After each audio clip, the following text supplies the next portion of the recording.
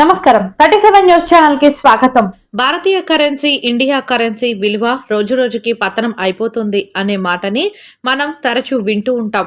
అయితే నిజానికి కొన్ని దేశాల్లో భారత రూపాయి విలువ అనేక రెట్లు పెరుగుతూ ఉందనే విషయం మీలో ఎంతమందికి తెలుసు? అందువల్ల ఆ దేశాలు సందర్శించే సమయంలో ఖర్చుల గురించి పర్యాటకులు, టూరిస్ట్స్ చింతించాల్సిన పని ఉండదు.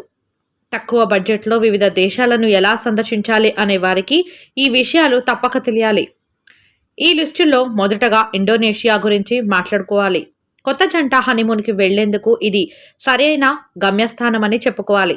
ఇక్కడ బాలి, జగర్తా, ఉబుద్, బాతం, బోరో బుదూర్ టెంపుల్, నుసా లెబొంగన్ వంటి అనేక చూడదగ్గ ప్రదేశాలున్నాయి. కాబట్టి తక్కువ మొత్తంలోనే అక్కడికి వెళ్లి రావచ్చు.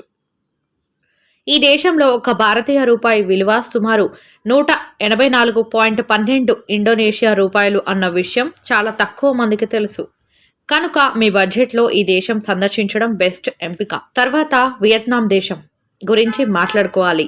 ఈ దేశం చాలా మంది పర్యాటకులను ఆకర్షిస్తుంది. ఇక్కడ పచ్చని దట్టమైన అడవులు, వంకరటింకరగా ఉండే కొండలు, కోనలు ప్రకృతి ప్రేమికులను బాగా అలరిస్తాయి. వియత్నాంలో ఒక భారతీయ రూపాయి విలువ 289.54 వియత్నామీస్ డాంగ్కి సమానమంటే మీరు నమ్ముతారా?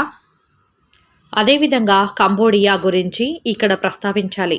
కంబోడియా అత్యంత ప్రసిద్ధి చెందిన ఆకర్షణీయమైన పర్యాటక ప్రదేశాల్లో ఒకటిగా పేరుగాంచింది.